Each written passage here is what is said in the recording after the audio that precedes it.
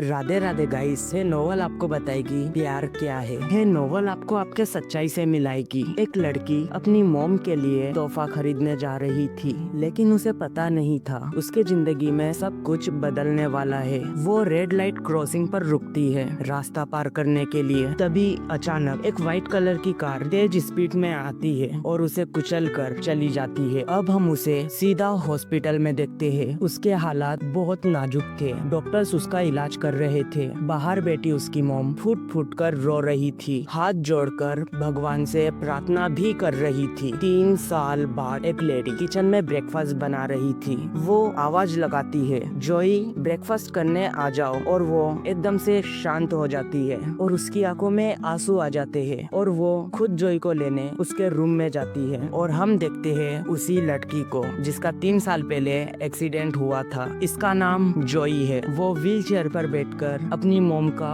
इंतजार कर रही थी ताकि उसकी मोम आए और उसे ब्रेकफास्ट करवाने ले जाए। उसने उस एक्सीडेंट में चलने की और बोलने की एबिलिटी खो दी थी, लेकिन उसे सब कुछ महसूस होता था। वो जीते जी नरक की आग में जल रही थी। कहते हैं एक रास्ता बंद हो जाता है तो दूसरा रास्ता खुल जाता है, लेकिन जोई के केस में ऐसा नहीं था। शायद वो सच में अनलकी थी। नेक्स्ट डे सुबह जोई बिस्तर में अपनी मोम का इंतजार कर रही थी ताकि उसकी मोम आकर उसे व्हील चेयर पर बिठाए। वो इंतजार कर रही थी। सुबह से दोपहर हो गई और दोपहर से शाम। उसकी मोम उसे व्हील चेयर पर बिठाने नहीं आई। 3 दिन बीत गए। आसपास के लोगों को थोड़ा अजीब लगने लगा क्योंकि पिछले 3 दिनों से जोई के घर का फ्रंट डोर एक ही पोजीशन में आधा खुला हुआ है। जोई अपनी आंखें खोलती है। वो समझ नहीं पा रही थी वो कहाँ है। तभी उसे चिल्लाने की आवाज आती है, हम इसे नहीं रख सकते। इसकी देखभाल आखिर कौन करेगा? ये हमारे लिए बोझ बन जाएगी। हम अपनी बेटी पर ध्यान दे या फिर इस पर? इसकी तो माँ इसे छोड़कर भाग गई और यह मुसीबत हमारे गले पड़ गई। जोई खामोशी से सब कुछ सुन रही थी। आखिर वो कर भी क्या सकती थी? उसकी आंखों में आंसू थे। वो अपनी आंखें बंद कर लेती है। जब जोई अपने घर में बेहोश थी तब उसके अंकल उसे अपने घर लेकर आते हैं और जो चिल्ला रही थी वो उनकी वाइफ है। जोई के अंकल उसके पास आते हैं और उसे घूरते रहते हैं। उनकी मंशा पता चल रही थी। जोई को वो अपने साथ घर क्यों लेकर आए हैं। जोई पहले से ही स्वभाव में मासूम और भोली लड़की है, लेकिन अब बहुत जल्द उसके जीवन में एक नई उम्मीद का सूरज उगने वाला है। जोई एकदम से आंखें खोलती है। उसका अंकल थोड़ा घबरा जाता है। अंकल जोई से कहता है, अभी तुम अच्छे से आराम करो। जोई को पहले से ही पता था उसके अंकल उसके लिए कैसी नीयत रखते हैं। वो अंदर से बहुत सहमी हुई थी। उसके अंदर बहुत सारे सवाल है। रात को जोई की नींद लग जाती है। उसे किसी ने खाना तक नहीं दिया था। उसका अंकल धीरे से गेट खोलता है और उसके पास आता है। वो जोई के सीने पर हाथ रखता है, लेकिन तभी उसकी बेटी उसे आवाज लगाती है, पापा आप कहाँ है? दरअसल उसकी बेटी जिसका नाम प्रिया है वो खिड़की से सब कुछ देख लेती है। प्रिया 16 साल की है। वो जोई से 5 साल छोटी है। प्रिया को समझ आ जाता है उसके पापा आगे चल के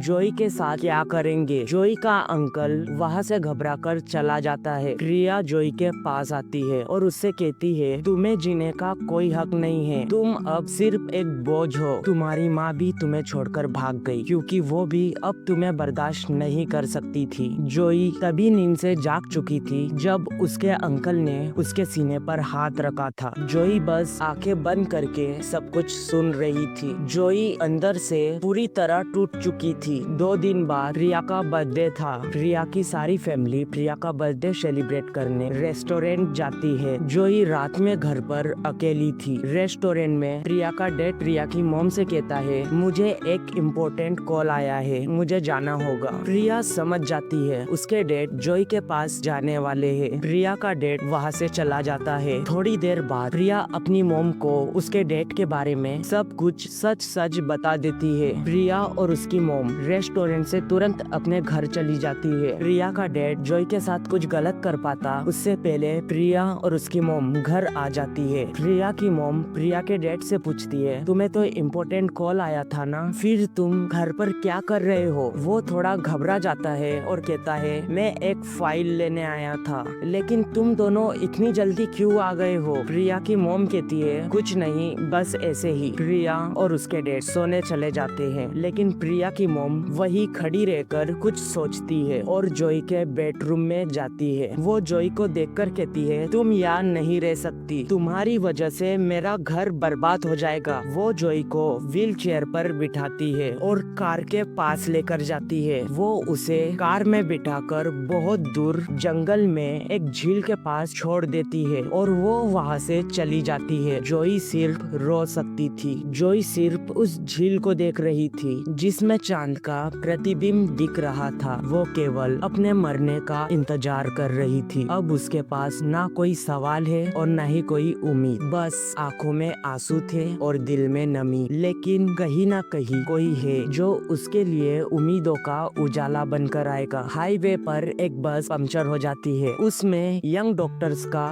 ग्रुप था और उस ग्रुप में यंश था। उसने हाल ही में एग्जाम पास करके डॉक्टर का प्रोफेशन ज्वाइन किया। बस में गर्मी होने के कारण यंश और उसके कुछ दोस्त बस से नीचे उतरते हैं। बस का कंडक्टर बोलता है आप लोग बस से ज्यादा दूर मत जाना, पंक्चर बस थोड़ी ही देर में ठीक हो जाएगा। यंश का एक दोस्त जिसका नाम वीर होता है वो यंश से कहता है आज रात कुछ ज्यादा ही काली नहीं लग रही? यंश बस मुस्कुराता है। वीर को टॉयलेट जाना होता है। वो यंश से कहता है मैं 2 मिनट में आता हूँ, तू अंदर जाकर बैठ जा। यंश बस में जाने ही वाला होता है, तभी यंश के पैर के पास एक कैट आ जाती है। यंश उस कैट को अपने हाथों में उठा लेता है। वो देखता है कि उसके पंजे में एक लॉकेट फंसा है और उस लॉकेट में एक कपड़ा फंसा रहता है जिसमें थोड़ा बहुत खून लगा हुआ था। यंश को समझ नहीं आ रहा था जो बिल्ली जंगल से आई है उसके पंजे में लॉकेट और उस लॉकेट में खून लगा कपड़ा कैसे हो सकता है। वो ज्यादा कुछ सोचता नहीं है और बिल्ली जिस तरफ से आई थी वो उसी डायरेक्शन में जाने लगता है। वीर टॉयलेट करके आता है। उसे लगता है यंश बस में चढ़ गया होगा। कंडक्टर उससे कहता है बस का पंचर ठीक हो गया है, आप अंदर जाकर बैठ जाओ, बस चलने वाली है। बस वहाँ से चली जाती है। यंश जंगल के थोड़ा अंदर जाता है तो उसे झील दिखती है। वो झील के नजदीक जाता है। झील के नजदीक जाने के बाद उसे लगता है उसे वापस बस के पास लौट जाना चाहिए। वो जैसे ही जाने के लिए पीछे मुड़ता है वो देखता है कि उससे थोड़ी ही दूर एक व्हील चेयर है। वो व्हील चेयर के पास जाता है और उसकी नजर पड़ती है जॉय पर। वो व्हील चेयर से नीचे गिर चुकी थी। उसका ड्रेस गर्दन के पास से फटा हुआ था और उसके गर्दन पर बिल्ली के पंजे के निशान भी थे। यंश उसके पास जाता है, उसके चेहरे को टच करके उसे उठाने की कोशिश करता है। यंश को समझ नहीं आ रहा था कि वो क्या करे। जॉय अभी बेहोश थी, उसे होश नहीं आया था। तभी हल्की हल्की सी बारिश शुरू हो जाती है।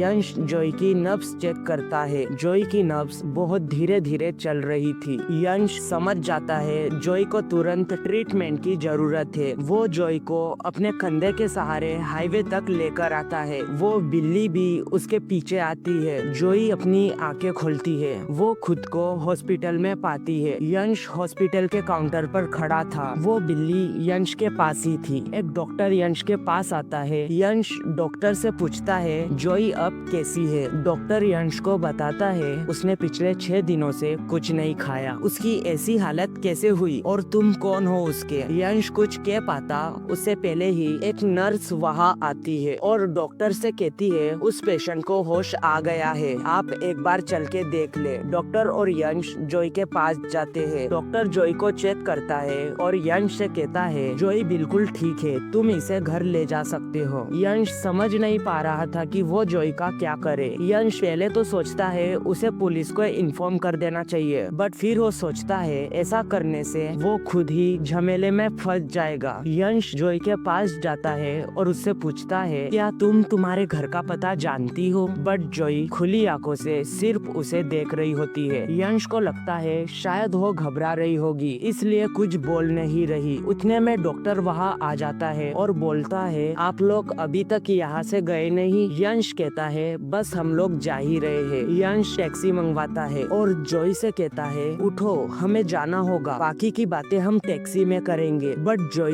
हिलती तक नहीं है। यंश को अभी तक नहीं पता है जॉय चल नहीं सकती और बोल नहीं सकती। यंश उसे बहुत बार कहता है उठो उठो, बट वो नहीं उठती, इसलिए यंश उसे अपनी गोद में उठाता है और टैक्सी में ले जाकर बिठाता है। टैक्सी में बिठाने के बाद यंश जॉय से रिक्वेस्ट करता है, प्लीज मुझे तुम्हारे घर का एड्रेस बताओ ताकि मैं तुम्हें तुम्हारे घर ड्रॉप कर सकूं। इनमें ही 15 मिनट बीत जाते हैं और टैक्सी ड्राइवर परेशान होकर यंश से बोलता है, सर प्लीज जल्दी बताइए आपको जाना कहाँ है। यंश अपने घर का एड्रेस बता देता है और जॉय को अपने घर ले जाता है। टैक्सी से उतरते समय भी यंश जॉय को खुद से उतरने को कहता है, बट जॉय सो चुकी थी। यंश बिल्डिंग के 4th फ्लोर पर रहता था। यंश जॉय को अपनी गोद में उठाकर लिफ्ट में चढ़ जाता है। लिफ्ट में कुछ लोग यंश को देखकर मुस्कुराते हैं। यंश शर्मा जाता है। यंश अपने घर में आता है और जॉय को सीधा अपने रूम में लेकर जाता है। यंश की मैड यंश के पीछे पीछे जाती है और उसे एक लड़की के साथ देखकर उससे बहुत सारे सवाल पूछने लगती है। यंश जॉय को अपने बेड पर सुलाता है और रूम से बाहर आ जाता है। यंश की मैट यंश के पीछे ही पड़ी रहती है और उससे बहुत सारे सवाल पूछते रहती है कि वो लड़की कौन है, तुम उसे घर क्यों लेकर आए हो और उसकी ऐसी हालत क्यों है, एक्सेट्रा। यंश पानी की बोतल लेकर सोफे पर बैठता है और मैट से कहता है, मिस चा प्लीज आप उल्टे सीधे क्वेश्चन पूछना बंद कीजिए। और वो जॉय के बारे में ही सोचता रहता है कि उसने यह मुसीबत अपने गले क्यों मढ़ ली। तभी उसे अचानक से याद आता है कि उसने जॉय को सुबह से कुछ नहीं खिलाया। वो अपनी मेट से कहता है कि मिस चा प्लीज कुछ हल्का सा खाने के लिए बनाइए, बट उससे पहले उस लड़की के कपड़े चेंज कर देना और आप अपने कपड़े उसे दे देना। इतना कहकर यंश डॉक्टर ने जॉय के लिए जो दवा बताई थी वो लाने चला जाता है। यंश दवा लेकर वापस आता है। मेड ने खाना बना दिया था और जॉय के कपड़े चेंज कर दिए थे। मेड यंश के पास जाती है और उससे कहती है कैसी लड़की है, ना कुछ बोलती है और ना ही खुद से खड़ी होती है, इसे क्या हुआ है। यंश मेड से कहता है, मुझे भी नहीं पता मिस चा, आप खाना लेकर मेरे रूम में आइए। यंश जॉय के पास जाता है और चेयर लेकर उसके पास बैठ जाता है। जॉय की आंखें बंद थी। यंश जॉय से कहता है, कम से कम मुझे अपना नाम तो बता दो। जॉय अपनी आंखें खोलती है। यंश जॉय से कहता है, देखो तुम बिल्कुल मत डरो, तुम सेफ हो। मेड खाना लेकर आती है। यंश जॉय को अपने हाथों से खाना खिलाने लगता है और खिलाते खिलाते पूछता है, क्या तुम्हें तुम्हारे मॉम डैड का फोन नंबर याद है। जब यंश को जॉय के तरफ से उसके किसी भी सवाल का जवाब नहीं मिलता तो वो गुस्से में उठकर वहाँ से चला जाता है। जॉय बस एक खिलौना बन चुकी थी। वो सब कुछ समझ सकती थी, सुन सकती थी और देख भी सकती थी, लेकिन वो कुछ कर नहीं सकती थी। खाना उसके सामने था और उसे भूख भी लगी थी, लेकिन वो खाने तक जा नहीं सकती थी। तभी यंश उसकी दवा लेकर अंदर आता है और उसे दवा खिलाता है। जॉय दवा नहीं खाती और अपना मुंह फेर लेती है, बट यंश जबरदस्ती उसे दवा खिला देता है और कहता है, ना ही तुम बोलती हो और ना ही तुम चलती हो, इसका मतलब तुम हैंडीकैप्ड हो। और वो अपनी गर्दन नीचे झुका लेता है। सो एपिसोड 2 के लिए रेडी हो। इस सीरीज को पूरा कंप्लीट करेंगे रियल सोल में। मुझे बस आप लोगों का साथ चाहिए इस नॉवल को आगे तक ले जाने के लिए। आई होप गाइस आप लोगों को यह नॉवल पसंद आई होगी। मैं बस आप लोगों से आपका साथ चाहता हूँ ताकि हम लोग इस नॉवल को कंटिन्यू कर सके। Okay bye, take care all.